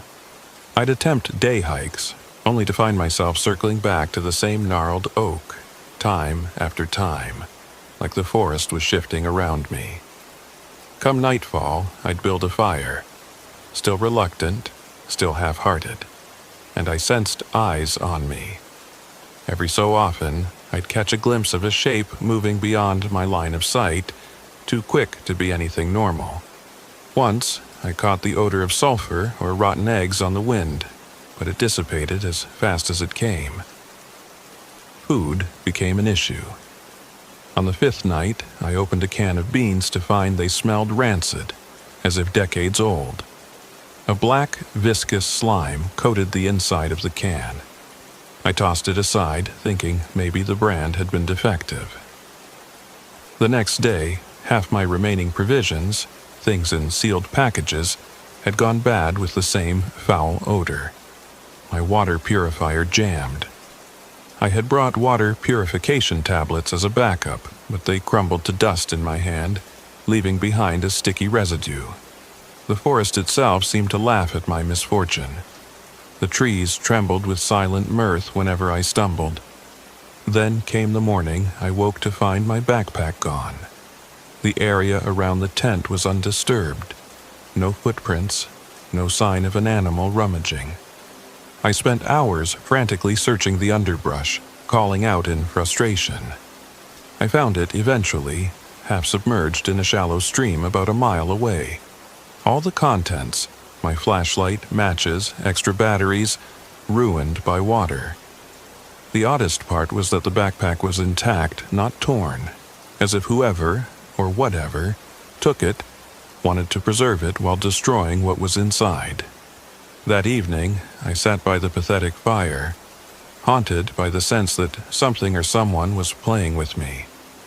Maybe I should have left that first moment my instincts screamed, but by now I was disoriented. My compass spun. My maps made less sense each time I looked at them. It was as though time had warped, leaving me stuck in an endless dusk. I might have gone insane if not for Scout. She stayed glued to my side, providing a small anchor to reality, but even she seemed rattled, snapping at shadows, refusing to leave the perimeter of our campsite. When I woke on the 7th day, I found my sleeping bag unzipped from the inside and laid out neatly on the ground. I had no recollection of doing that, and yet there it was, as if someone wanted me to see how vulnerable I was during the night. That was the day Damien returned. He walked into my campsite around mid-morning, though the sun's position made little sense. I still can't say for sure what time it really was. He wore the same jacket, the same calm expression. He looked at me with a pitying smile. "You're stubborn," he said. "This spot isn't safe. Everything is turning against you. I've been watching." My blood ran cold at those words. "You've been watching me?" "You needed to see how dangerous this place can be," he answered. "Now you know." I wanted to scream at him, demand answers, but my tongue felt thick, useless. Damien stepped forward, patted a tree trunk. "Time is fickle here," he murmured, as if speaking to the forest itself. "That watch you're wearing, worthless. Each day bleeds into the next. You're starting to lose your sense of self, Luke Whitaker." I hadn't told him my last name. I never told him anything about me, other than that I was a traveler. So how did he know? Alarm bells went off in my head, but I swallowed them, pressing for information. "Who are you?" "Someone who can make this right," he said, that sweet veneer never faltering. "If you let me." I couldn't respond. Damien smiled at me, a kind of indulgent grin as if I were a child refusing an offered hand. Then he turned and faded back into the trees. I tried to follow, but the underbrush tangled around me, branches catching my sleeves. After no more than 20 steps, I tripped over a fallen log, and by the time I got up, Damien was gone. That night, the nightmares intensified. I saw images of a blazing fire that never went out, pictures of people I'd never met. They were screaming, their hands clawing at the dark. I bolted awake in a cold sweat to find Scout's space in the tent empty. My heart dropped. She was always right beside me. I raced outside, shining my backup flashlight. Thankfully, I still had that, though the batteries were nearly drained. The forest beyond the clearing seemed to breathe, the wind moaning as it passed through. I called Scout's name. Nothing. The hours trickled by as I searched, my voice echoing back to me in a hollow mockery. Near dawn, I spotted a tuft of Scout's fur on a low branch. It was thick, with a dark, tar-like residue. Terrified something had taken her, I frantically traced what looked like faint paw prints deeper into the woods, eventually coming upon a clearing I hadn't seen before. In the center was Scout's collar, splayed out on a flat rock. No sign of a struggle, no blood, just her collar, abandoned as if placed there on display. My voice trembled as I called out again, but only silence answered. I barely slept. My body ached, my mind reeled. The next day felt like wading through a nightmare. The sun, or whatever pale orb served as the sun, barely lit the sky. Every time I tried to get my bearings, something jostled me. A strange noise, a weird flicker in the brush. By evening, I stumbled back to camp in defeat, dogless and delirious with worry. It was close to midnight when I heard a whimper. I shot upright. Scout? She had a distinct bark and an even more distinct whine when she was hurt or scared. I scrambled out of my tent, adrenaline surging. The whimper came again, from the northern edge of the clearing. I ran. My flashlight flickered, but I followed the sound until I was well away from the faint glow of the campfire. The forest was a labyrinth of black shapes. But then I heard a bark, faint but definitely Scout's. I found her at the base of a large oak. She stood absolutely still, facing away from me, her tail limp. "Scout," I breathed, relief and fear colliding in my chest. I approached, shining my light on her. Her ears perked, but she didn't move. Her eyes were glassy, pupils wide and vacant. She stared straight ahead, ignoring me. "Scout," my voice quivered as I reached out.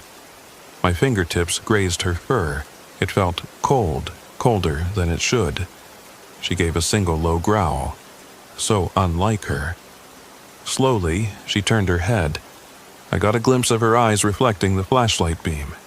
And there was something else there, something unnatural. She opened her mouth as if trying to bark, but only a wet gargle came out.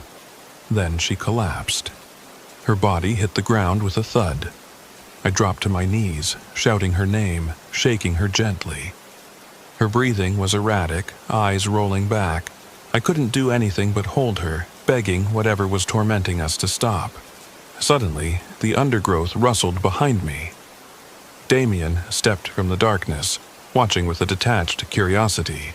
"You see," he said, "this place doesn't want you here."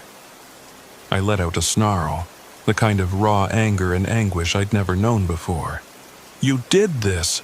I screamed, tears burning my eyes. Damien tilted his head, and for the briefest moment his eyes glowed a deep, smoldering crimson. "I offered you a way out," he said calmly. "You refused me time and again. The forest answers in kind." I didn't know whether to throw myself at him or beg for mercy, but a flicker of movement on the ground tore my attention back to Scout. Her chest rose once, twice, then stilled. Her body went limp in my arms. She was gone. My best friend, my anchor, had been taken from me. I stared in numb horror, tears rolling down my cheeks. Damien observed me for a moment, like a scientist watching a lab rat in its final moments. Then he slowly stepped away, disappearing into the gloom. I was left alone with Scout's lifeless body. For what felt like hours, I just kneeled there, cradling her and muttering apologies I was sure she couldn't hear. Eventually, I carried her back to my campsite and buried her as best I could in the stony ground. My mind was in shambles, but a spark of rage began smoldering in my gut. This wasn't a game. It wasn't a series of unfortunate accidents. Someone, was orchestrating this torment, and now I'd lost the one companion who'd stuck with me through everything. I wanted revenge. The next day, I made a decision. I'd find Damien's cabin or campsite or wherever he was staying. I'd get answers. If this truly was the devil, as my mind was starting to believe, I'd force him to reveal how to break this nightmare. My logical side knew how absurd it sounded, but no logical explanation accounted for the rotting supplies, the swirling compass, the shifting time, Scout's collapse. I set out, ignoring the erroneous GPS, trusting only my instincts. I followed faint tracks that might have been Damien's. The forest felt oppressive, as though the trees were leaning in, eavesdropping. My watch claimed it was close to noon, but the sky was tinted with an unnatural red hue, the sun drooping low like a dying ember. Still, I pressed on. My anger fueled me for hours. That anger carried me straight into a clearing that housed a structure half hidden by brush. It looked like a hunting cabin from another era. Weathered logs, a dilapidated porch, and window shutters dangling by a single hinge. I approached cautiously, mind roaring with adrenaline. If Damien was in there, I'd confront him. If he wasn't, maybe I'd discover clues about how to break free from this twisted terrain. I found the door slightly ajar. Pushing it open, I stepped into what might have once been a cozy living area. A dusty fireplace stood on one side, an old rocking chair on the other. The place smelled of mold and something acidic, like stale sulfur. My footsteps echoed. "Damien?" I called, voice trembling despite my anger. No response. I walked further in, checking side rooms, a cramped bedroom, a decaying kitchen, no sign of life. In the bedroom, though, I saw something that made my skin crawl. An entire wall covered in photographs. Many were yellowed with age, but among them, pinned with fresh tacks, was a recent picture. It was me, standing in my campsite next to my tent, wearing the same clothes I had on 2 days before. My mouth went dry. He'd been watching me, maybe even from the moment I arrived. A floorboard creaked behind me. I spun, heart in my throat. There was Damien, leaning against the doorframe of the bedroom. He sighed as though mildly inconvenienced by my intrusion. "You're tenacious," he said. "I almost admire it." Who the hell are you?" I rasped, my throat raw with exhaustion and grief. His face seemed to flicker in the dim light. For a split second I saw a twisted visage, eyes like pits of fire, a cruel slash of a mouth. Then it was gone, replaced by the deceptively calm face he wore before. "You know who I am," he said softly. "I've had many names in many eras. Here I'm called Damien, and you, Luke Whitaker, are too curious for your own good." My grief erupted in a wave of fury. I lunged at him, but he sidestepped with almost inhuman grace. I crashed into a table, sending a lantern shattering to the floor. The darkness around us deepened, flickering with the dying light of the lantern's flame. I smelled kerosene. He approached me slowly, eyes glinting. "Rage doesn't suit you. It clouds your vision." I struggled to stand, every muscle trembling. He placed a hand on my chest, and I felt a horrifying heat emanate from his palm. My vision blurred. I wanted to scream, but my voice caught in my throat. Images assaulted my mind. Scout dying, the forest warping, the rotted food, the twisted horizon. And behind it all, I saw Damien's face. half-shadowed by horns that seemed to swirl like black mist. "Let me show you the truth," he whispered. Then it was as if I was outside my body, watching the entire scenario from above. I saw the cabin, saw the walls waver like a mirage. I saw the land around me bending, time flickering backward and forward, day turning to night in an instant. The revelations pummeled me. The Ozarks had become some sort of feeding ground for him, a place where lost souls stumbled. He guided them deeper, then destroyed them piece by piece. But all the while, he offered them a choice: follow him, accept the dark bargains he whispered, or suffer until their will broke. I snapped back to my body, choking out a desperate gasp. Damien stepped back, allowing me to breathe. My clothes were drenched in cold sweat, my head pounded. I couldn't stand upright, my legs were jelly. "You can still walk away," he said, that maddeningly calm tone returning. "You have free will. You can accept my offer and become more than you ever dreamed. Or you can keep running until this place consumes you." My heart hammered. He was offering me a devil's bargain. Join him in some vile agreement, or die here alone. Scout's lifeless eyes flashed through my mind. My sorrow became a weapon, forging a single desperate plan. Somehow, I gathered the strength to stand. "Never," I spat, wiping blood from my lip. Damien smiled. "Then your suffering continues." Before I could think better of it, I grabbed a piece of broken table leg from the floor and swung it at him. He dodged, but I clipped his shoulder. There was a jolt of intense heat, like a blowtorch had been aimed at my arm. The table leg burst into flame. Startled, I dropped it and it clattered onto a stack of old newspapers. The flames spread instantly, hungrily devouring the brittle paper. Damien stared at the growing fire with mild curiosity.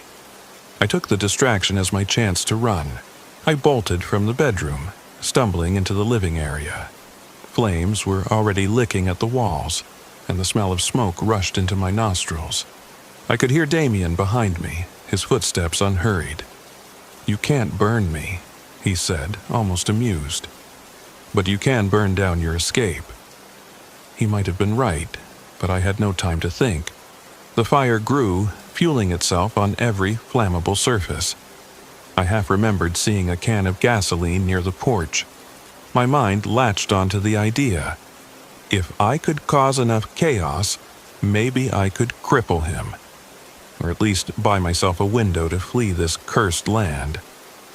My anger at losing Scout blazed through me, overriding my self-preservation instincts. I dashed to the porch, grabbed the gas can. Without hesitation, I hurled it through the front door, letting it tumble into the flames. The explosion of heat that followed knocked me off my feet. A roar of fire burst through the windows, shattering them, sending shards of glass into the night. I coughed, choking on the thick black smoke. My ears rang. Through the swirling darkness, I saw Damien in the midst of the flames, standing as though unaffected, his form flickering between a man and something monstrous. Perhaps the illusions parted just enough for me to catch a glimpse of his true shape: horns, leathery skin, claws. Fire snapped around him, swirling like an extension of his will.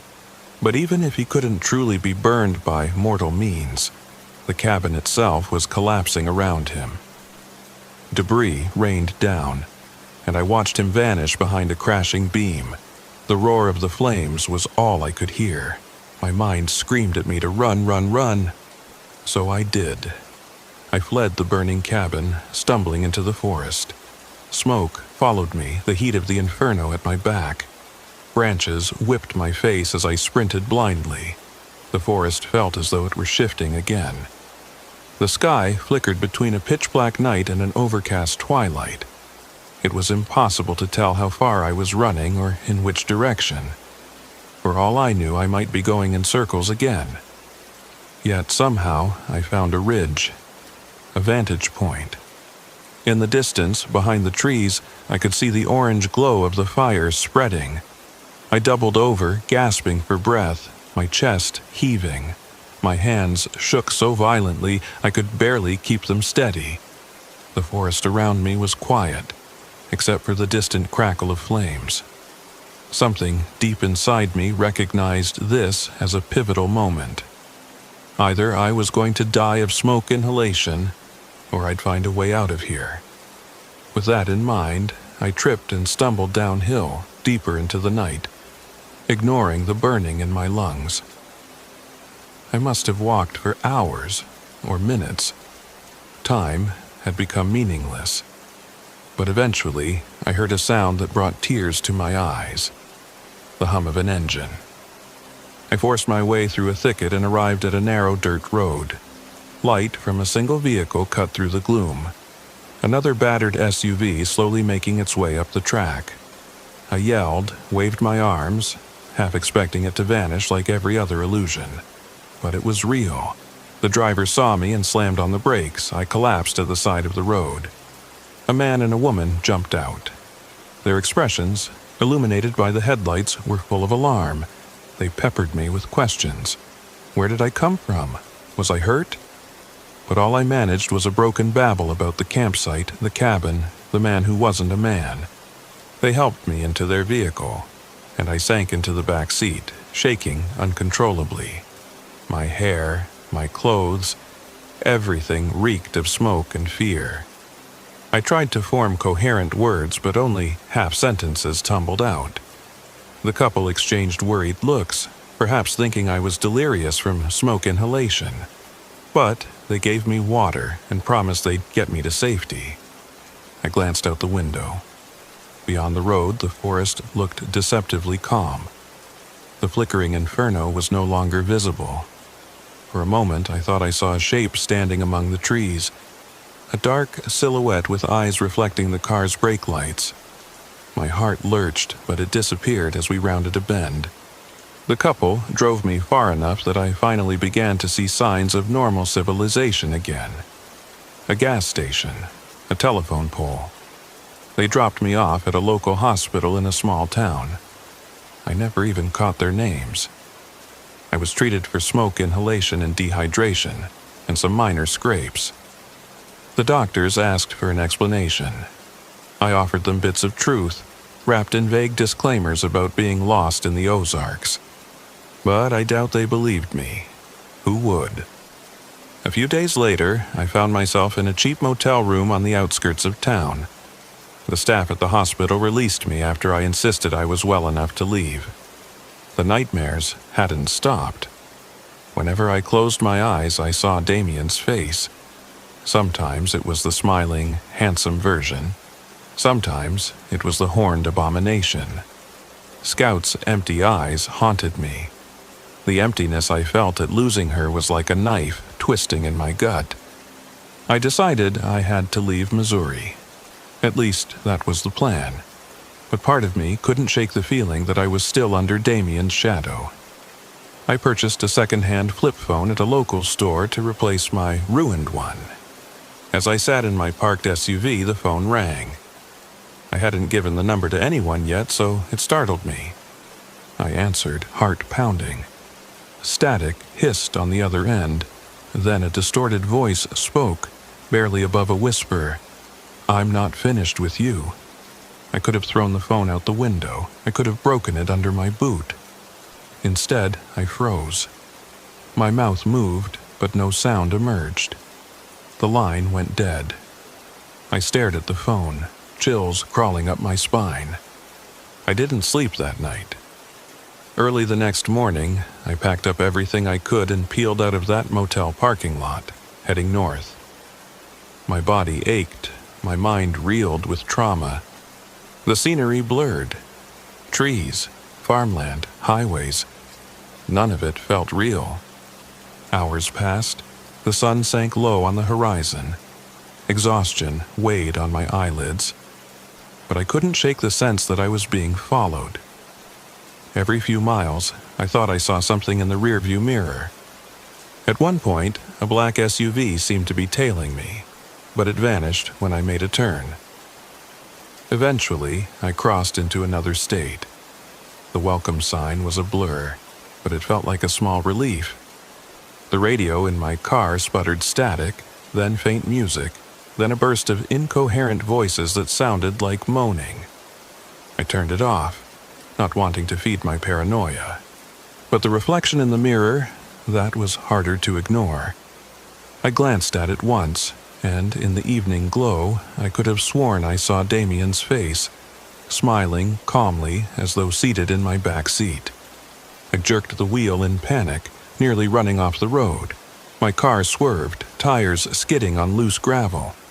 Heart pounding, I forced myself to look again. The back seat was empty, my pulse hammered. At a rest stop, I parked under the flickering overhead lamp and stared at Scout's collar, which I had salvaged from her grave in a moment of heartbreak. I had it resting on the passenger seat, charred black from the fire somehow, though I'd never taken it near the flames. I couldn't remember picking it up, but there it was. A tear slid down my cheek and I brushed it away angrily. My dog was gone. My mind was frayed. Maybe I was just broken inside, yet I couldn't dismiss the dread coiling in my stomach. The cabin might have burned, but the thing that called itself Damien was out there. Maybe it truly was the devil. Maybe it was an entity older than time. It wanted me to keep running, to keep feeling that fear, or perhaps to lure me back. I drove on through the night. Sleep beckoned, but every time I closed my eyes for more than a second, I saw flashes of that monstrous grin. So I pressed forward, ignoring the hunger gnawing at my belly, the dryness in my throat. By morning, I pulled into a small diner somewhere near the state line. I decided to catch a few minutes of rest, maybe get something to eat. But as I parked, I noticed something in the reflection of the diner's large window. The back seat of my SUV, with Scout's collar propped on top of a seat cushion, and next to the collar was a faint outline, a shape that shouldn't have been there. I whipped around, scanning the interior. Nothing. The seats were empty. I turned back to the window's reflection. It was just me now. My skin was cold with sweat, my heart hammering. I realized then that I could never truly outrun him. The memory, or the presence, whatever he was, still had its hooks in me. I forced myself into the diner. The waitress asked if I was okay, remarking that I looked like a ghost who'd seen a ghost. I gave a hollow chuckle.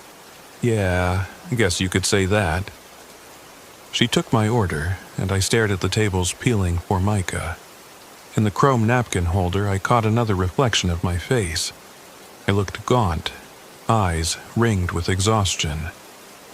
"I'm not finished with you," the voice echoed in my mind. A cup of coffee arrived, steaming. I tried to steady my trembling hands. My breath came in shallow gulps. Maybe I'd lost it. Maybe the stress of nearly dying in the forest, of burying Scout, of setting a cabin ablaze, maybe it had cracked me. But a part of me couldn't dismiss the possibility that I was truly bound to him now, marked in some invisible way. Whether or not I believed in the supernatural before, I had no doubt after that ordeal. Something monstrous existed in the Ozarks, and it had singled me out. Perhaps it found me unbreakable enough to be interesting, or maybe I was just a loose end. Either way, I suspected the nightmares would never cease. I'd fled physically, but mentally, I was still stranded in those distorted woods. Sometime later, I made my way back to the SUV. The morning sun felt unnaturally bright, and I paused, letting its warmth wash over me. If I had learned anything, it was that illusions came easily in those cursed hills, and trusting my own senses was no longer a given. But I was out of the forest now.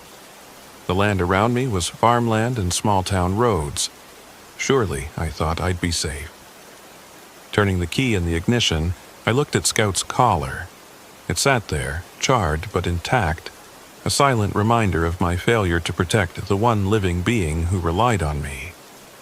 My eyes burned with fresh tears, but I forced them down. I shifted the SUV into drive. I don't know where I'm heading anymore, just away. At least, that's what I keep telling myself. But the miles pass, and whenever I glance in the rear view, sometimes I see a flicker, a face, red eyes glowing, a knowing smile. Other times the face is Scout's, silent and accusing. I flinch, blink, and the image is gone. People have asked me, in the weeks since, if I found whatever I was looking for out in the Ozarks. My published piece about remote hiking in Missouri turned into a short snippet about safe camping practices, a bland overview. I wrote nothing of the nightmares, the rotting supplies, the illusions, or the devil I met in the woods. But I did find something, a glimpse of evil. Whether it was ancient, cosmic, or just localized madness, I can't say. It robbed me of my sense of reality, my companion, and possibly my sanity, and it might not be finished with me. My name is Luke Whitaker. I'm 31, though I feel decades older now. This happened in October 2022, and if you're reading this, I hope you never experience the horrors I faced. If you ever find yourself lost in the Ozarks, remember, if someone offers to guide you, be very careful what you agree to. Some bargains can never be undone. I carry Scout's collar with me wherever I go. Sometimes I think I hear her bark late at night, just outside whatever cheap motel I'm holed up in. But when I check, there's only the night and a faint echo of memory. And once, just once, I saw a flicker of a silhouette in the corner of my room. A tall figure with eyes burning like embers. I blinked, and it was gone. But I know that the line between here and there, between sense and madness, can shred in an instant.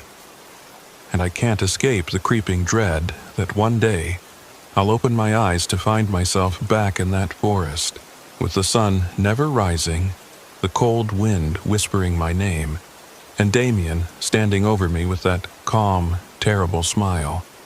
I haven't found closure. Maybe I never will. Maybe that's the price you pay for crossing paths with the devil, or perhaps there's still time for me to put an end to this, though I doubt it. If he truly is the devil, I'm just one more name in his ledger. When I think of that final image in the burning cabin, Damien's monstrous form framed by flames, I can't decide which is worse, that he existed at all, or that he let me escape so easily.